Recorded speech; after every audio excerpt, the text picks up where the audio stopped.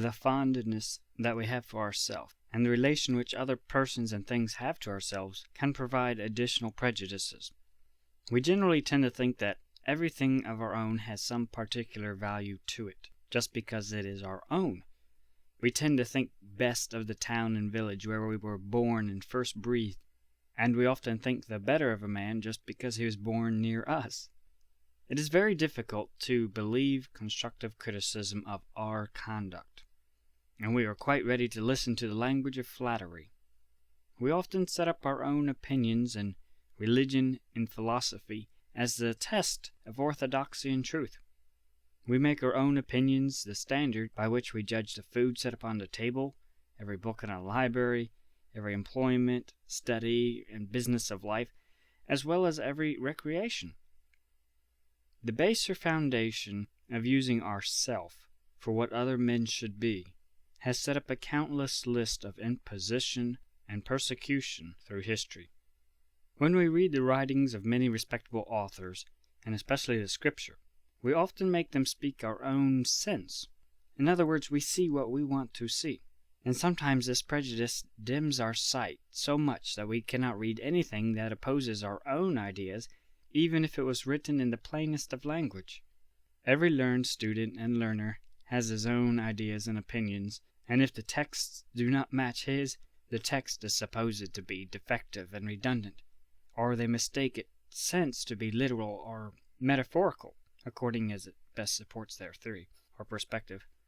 For example, some suppose the biblical history of the creation and the fall of man, Noah's flood, etc., to be mere allegories, because the literal sense of those accounts does not agree with their theories. Self has a destructive influence on our understandings, and is an unhappy guide in the search after truth. Our own inclinations, honor, or pride tempts us to find arguments for activities, and often persuades us that they may be lawful when they may not be. We can deceive ourselves. 1 John 1:8 says, "If we say that we have no sin, we deceive ourselves, and the truth is not in us."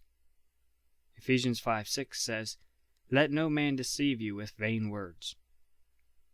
1 Corinthians 3:18 says, "Let no man deceive himself. If any man among you seemeth to be wise in this world, let him become a fool, that he may be wise." The cure for the prejudice of self is to thrust self out of the question and to consider truth and things by themselves. Another cure is to swap self with your neighbor. Christ has taught us a very effective means of guarding against this prejudice by putting my neighbor in the place of myself, and myself in the place of my neighbor. An important fact to always remember is that self can never be a just test or standard for truth and falsehood, good or evil. Scripture is full of records of how man did that which was right in his own eyes. Some more prejudices of self are a credulous man. He believes and receives everything for truth if it only has a shadow of evidence. And on the other hand, the man of contradiction, he stands ready to oppose anything that is said.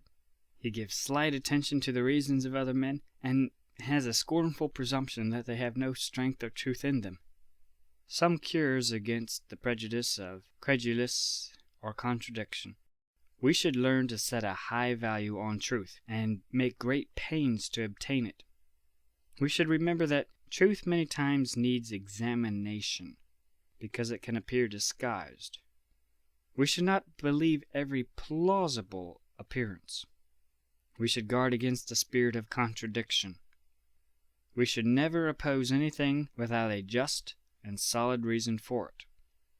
We should never contend for personal conquest or triumph over truth. We should review both sides with equal indifference.